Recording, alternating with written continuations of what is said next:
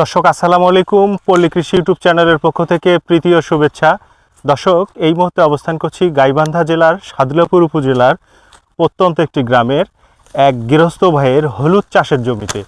এখানে উনি হলুদ চাষ করেছিলেন, বর্তমানে উনি মাটির নিচ থেকে হলুদগুলো সংগ্রহ করছেন। আমরা আজকে তার কাছে জানবো যে কিভাবে হলুদ চাষ করতে হয়, হলুদ চাষ কতটা লাভজনক, উনি কত শতক জমিতে হলুদ চাষ করেছে, মোট ব্যয় কত ছিল এবং ওনার আয় কত, সেই সাথে শতাংশ প্রতি হলুদ কেমন হয়, এই বিষয় নিয়ে আমরা একটা পূর্ণাঙ্গ ভিডিও তৈরি করব। আশা করি সম্পূর্ণ সময় আপনারা আমাদের সঙ্গেই থাকবেন। ভাই আসসালামু আলাইকুম। ওয়ালাইকুম আসসালাম ওয়া রাহমাতুল্লাহি ওয়া বারাকাতুহু। কেমন আছেন ভাই? আলহামদুলিল্লাহ, আল্লাহ পাকের ইচ্ছা ভালো আছি। কি করছেন? হলুদ লাগাইছিলাম। এখন কি মাটির নিচ থেকে হলুদ উঠাচ্ছেন? হ্যাঁ, মাটির নিচ থেকে উঠাচ্ছি। আচ্ছা, আপনার জমিতে মোটা মোটা হলুদ হয়েছে বা অনেক ভালো হলুদ হয়েছে, তো সন্তুষ্ট? হ্যাঁ, ইনশাআল্লাহ আল্লাহ যা দিছে সন্তুষ্টই তো। আচ্ছা, আপনার এখন যে জমিতে দাঁড়িয়ে আছি, এই জমিটা কত শতক? এটা 18%। আচ্ছা, এটা কি জাতের হলুদ চাষ করছিলেন আপনি? এটা হাইব্রিড সাদাটা, যেটা আঞ্চলিক ভাষায় হাইব্রিড শ্যাকরা বলে। হ্যাঁ হ্যাঁ হ্যাঁ। আচ্ছা, আমরা এই হলুদ চাষের আপনার বিস্তারিত শুনবো। আপনার পরিচয়টা দেন তো। নাম মোহাম্মদ মিজানুর প্রামাণিক। আপনাদের এই অঞ্চলে তো হলুদ চাষ একেবারে অনেক আগ থেকে হয়। অনেক আগে থেকেই এটা। আচ্ছা, আপনাদের এখানে এত ভালো হলুদ হয় কেন? কারণটা কি একটু বলতে পারবেন কি? মাটির এই হয় আর এদের মানে মোটামুটি ইনশাআল্লাহ মাটি ভালো এবং হলো ওই চাষবাসের সময় মানে ভালো করে সার দিলে পরে ভালোই হবে। এর মানে আমাদের এটা বেলে মাটি আর কি। আচ্ছা, বাংলাদেশে তো অনেক জায়গায় বেলে মাটি আছে, সেক্ষেত্রে কি সেখানে আপনাদের মতো হলুদ হবে? এখন ওটা মাটির উপর নির্ভর করে। আমাদের মাটিতে পানি পড়ে আবার সাথে সেটা নেমে যায় আর কি, মানে মাটি পানি বাজে থাকে না, যার কারণে হলুদের মোটামুটি একটা ভালো পাওয়া যায়। আচ্ছা ভাই, তাহলে তো আপনি অনেক অভিজ্ঞ মানুষ, আপনাদের এই অঞ্চলে যুগ যুগ থেকে হলুদ চাষ হয়ে আসছে। আপনি বলেন তো কোন মাটিতে হলুদ ভালো হয়? বেলে মাটিতে হলুদ ভালো হয়। আচ্ছা, আপনি হাইব্রিড লাল হলুদটা না করে আপনি সাদাটা কেন করলেন? কারণটা কি? সাদাটা পচে না, মাটিতে পচে না, এটা হলো পচন আসে না হঠাৎ। আর ওই লালটা পচে, মানে আমাদের মাটির সাথে হয় না, অ্যাডজাস্ট হয় না, মানে যার কারণে পচে যায় বেশি। ওই জন্যই আমরা এই সাদাটা করি, আর এটার ফলনও বেশি। আচ্ছা, ফলন বেশি। আপনার এই 18 শতক জমিতে আপনি কত মন হলুদ আশা করতেছেন যে হলুদ দেখে? 65 থেকে 70 মন। তার মানে শতাংশ প্রতি কয় মন হলুদ তাহলে হচ্ছে? প্রায় 4 মনই। কি বলেন? হ্যাঁ, আল্লাহ দিল হয়তো। আচ্ছা, আপনি যে হলুদ যখন বীজটা রোপণ করছেন, এটা কি মাসে বীজ রোপণ করছিলেন মাটিতে? এটা বৈশাখ মাসে করছিলাম। আচ্ছা, কোন মাসে রোপণ করার উপযুক্ত সময়ে? বৈশাখ মাসে উপযুক্ত সময় আর কি। আচ্ছা, তখন আপনি মাটিটা কিভাবে রেডি করলেন ভাই? গোবর দিয়েছি, সার দিয়েছি, তারপরে বোরন যা যা লাগে আর কি সব কিছু একবারে দিয়ে জি তারপরে লাগাইছি। আচ্ছা, এটা কি আপনি লাইন বাই লাইন করছেন নাকি কাপ করে রোপণ করছিলেন? প্রথমে লাইন করে তারপরে যে বেড বেঁধে দিছি। আচ্ছা, প্রথমে লাইন করে বীজটা দিয়ে দিয়েছেন, পরবর্তীতে গাছ বড় হওয়ার সঙ্গে সঙ্গে গোড়ে মাটি দিয়ে দিচ্ছেন না? হ্যাঁ, গোড়ে মাটি দিয়ে এটা। আচ্ছা, সেক্ষেত্রে আপনাকে সেচ দিতে হয়েছে না ভাই? শেষ লাস্টে এসে 2টা দিয়েছিলাম আর কি। আচ্ছা, সাধারণত 2-3টা সেচেই কি যথেষ্ট নাকি? হ্যাঁ, এরকমই লাগে। বৃষ্টি যদি না হয় তখন একটু বেশি দেওয়া লাগে, আর যদি বৃষ্টি হয় আল্লাহ দিলে তখন অল্প দিলেই হয়ে যায়, লাস্টে যায় আর কি। আচ্ছা ভাই, সেই সাথে পোকার আক্রমণ হয় না এই হলুদে? পোকার আক্রমণ অবশ্যই হয়। সেক্ষেত্রে কি করেন? এই কীটনাশক ব্যবহার করা লাগে।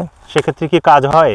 অবশ্যই হয়। সাধারণত হলুদ চাষের বা এই একেবারে বীজ থেকে হারভেস্ট পর্যন্ত, মানে হলুদ উঠান পর্যন্ত, সাধারণত একটা হলুদ গাছের কি কি সমস্যা হয়, একটু আপনার বাস্তব কথাগুলো বলেন তো। ওই হলুদ গাছটার গোড়া পচন আসে প্রথমে। আচ্ছা, পচন আসলে পরে ওইটা গাছটা আস্তে আস্তে দুর্বল হয়, ওখানে পোকা দেখা দেয়। জি। ওইটার জন্য আবার ওই কীটনাশক দিতে হয়। জি। যেমন হলো ওই যে ব্লাস্ট রোগ যেটা বলে, মানে গাছ ধসে যায় আর কি, ওইটা পচন ক্রিয়া সৃষ্টি হলে পরে ওটা ওই ওষুধ দিয়ে ওটা সেরে যায় আস্তে আস্তে ইনশাআল্লাহ। আচ্ছা, আর কি সমস্যা হয়? আর হলো যে পাতা লাল হয়, মানে হলুদ হলুদ হয়ে যায় পাতাটা। সেক্ষেত্রে কি করেন? ওখানে ওই ওষুধ দেওয়া লাগে, আবার ওই কীটনাশক ব্যবহার করা লাগে। সেক্ষেত্রে কি কীটনাশক দিলে কাজ হয়? কাজ হয়। আচ্ছা, এই এতটুকুই সমস্যা? বেশি সমস্যা না তো, হলুদের আবাদ মোটামুটি ভালো আর কি, বেশি লাগে না। আচ্ছা, আপনি 18 শতক জমিতে হলুদ চাষ করছেন এবং আপনি শতাংশ প্রতি 4 মন হবে আপনার যেটা অনুমান করতেছেন আপনি? প্রায় 4 মন হবে। আচ্ছা, আমাদের এই ভিডিও দেখে বাংলাদেশের অনেক কৃষক বা উদ্যোক্তা ভাইয়েরা কিন্তু হলুদ চাষে উৎসাহিত হতে পারে, তো সেক্ষেত্রে আপনি তাদের জন্য কি পরামর্শ দিবেন? হলুদের আবাদ করা যায়, যদি এরকম বাজার থাকে তাহলে হলুদের আবাদ করা যাবে, সমস্যা নেই। অন্যান্য ফসলের তুলনায় হলুদটাকে কতটা লাভজনক মনে করেন? অন্যান্য ফসলের তুলনায় হলুদ ভালোই লাভ আছে, তার কারণ হলুদে তো খরচ কম, পোকামাকড়ের আক্রমণ কম, পরিশ্রম কেমন? পরিশ্রমও কম। আচ্ছা, তার মানে আমি কি বলতে পারি যে হলুদ চাষটা অলস মানুষের? হ্যাঁ ঠিকই আছে, হলুদ চাষটা অলস মানুষেরই, যারা এর মধ্যে আবার ভালো তার জন্য আরো ভালো হবে এটা আবাদ, কিন্তু হলুদ চাষটা অলস মানুষের জন্য, এটা মানে জমি বেশি জায়গায় তার জন্য এটা আবাদ করাই বেশি আচ্ছা, আপনি এখন যে হলুদটা উঠাচ্ছেন এটা তো কাঁচা হলুদ, এই হলুদটা কি আপনি সেদ্ধ শুকনা করে বিক্রি করবেন না কাঁচাই বিক্রি করবেন? সেদ্ধ শুকনা করেই বিক্রি করব। সেক্ষেত্রে কাঁচার চেয়ে লাভ কি বেশি হয়? অবশ্যই বেশি হবে, তাছাড়া এত কষ্ট কিসের জন্য করব? আচ্ছা, আপনারা এই শুট হলুদটা কোথায় বিক্রি করবেন? এটা ধাপের হাটে বিক্রি হয়। ধাপের হাট বলতে ওটা কি হাট? হ্যাঁ হাট। আচ্ছা, এরকম সফল হলুদ চাষ দেখে যদি কেউ হলুদ চাষ করতে চায়, আপনার কাছে পরামর্শ চায়, আপনি কি দেবেন? অবশ্যই দেবো, দেবো না কেন? আপনার কাছে যদি বীজ হলুদ চায় দিয়ে দেবো ইনশাল্লাহ, যদি কারো মনে করে যে আমি বীজ নেব, জি, তাহলে বীজ দেবোই তো, অবশ্যই দেবো। আচ্ছা, হলুদ বীজ দিলেন আপনি, পরবর্তীতে বিভিন্ন রকম পরামর্শ, আপনি যেহেতু অভিজ্ঞ, পরামর্শ দেবেন? অবশ্যই পরামর্শ দেবো, পরামর্শ দেবো না কেন? আচ্ছা, এবার আপনি 18 শতক জমিতে হলুদ চাষ করছেন, পরবর্তীতে আর কি কতটুকু জমি বাড়াবেন? আরও মনে করেন যে এর সাথে আরও 50 শতক বাড়াবো, 50 শতাংশ আরও বেশি বাড়াবো। আচ্ছা, একই জমিতে কি প্রতি বছরে হলুদ চাষ করা যায়? না, এক জমিতে হলুদ চাষ করলে বারবার হলুদের এরকম ফলন পাওয়া যায় না। তো সেক্ষেত্রে কি করতে হয়? মানে জমি পাল্টায় পাল্টায় করতে হয়, মানে এটা 1 বছর করে গ্যাপ দিয়ে পরে ফির আবার জি। পরের বছর করলে এটা ভালো হয় আর কি। অর্থাৎ একটা জমিতে 1 বছর হলুদ করে আর 1 বছর ব্রেক দেওয়া উচিত? হ্যাঁ হ্যাঁ। আচ্ছা, তো সেই ক্ষেত্রে পরবর্তী বছরে এখানে আবার করা যাবে। তো ঠিক আছে ভাই, আপনাকে অনেক ধন্যবাদ। আপনি কাজ করতেছেন, তার মাঝেও আপনি আমাকে সময় দিলেন, আমাদের দর্শকদের উদ্দেশ্যে হলুদ চাষ পদ্ধতিটা বললেন। আমরা প্রত্যাশা করি আপনি আগামী দিনে আরও বেশি বেশি হলুদ চাষ করেন, লাভবান হন। আপনাকে অনেক ধন্যবাদ। আসসালামু আলাইকুম। ওয়ালাইকুম আসসালাম রহমতুল্লাহ বরকাত। আপনাকেও ধন্যবাদ, আপনি যে গাইবান্ধা থেকে এখানে আসছেন, আমাদের যে উৎসাহিত করতেছেন, এটা আপনাকেও ধন্যবাদ ভাই। দর্শক, আমরা আজকে এই অভিজ্ঞ গৃহস্থ ভাইয়ের তার হলুদ চাষের বাস্তব কথাগুলো আপনাদেরকে শোনালাম।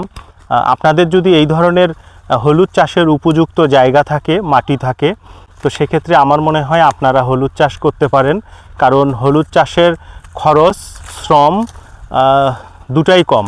সেক্ষেত্রে বাজার মূল্য ভালো থাকলে লাভবানও কিন্তু ভালো হওয়া যায়। তো আমার মনে হয় আপনারা চাইলে এই ধরনের কৃষি উদ্যোক্তাদের কাছ থেকে বীজ হলুদ নিয়ে, পরামর্শ নিয়ে আপনারা যদি হলুদ চাষ করেন, নিঃসন্দেহে অনেক লাভবান হবেন। সেই সাথে কৃষি অফিস তো আছেই পরামর্শ দেওয়ার জন্য। সবাই ভালো থাকবেন, সুস্থ থাকবেন। আল্লাহ হাফেজ।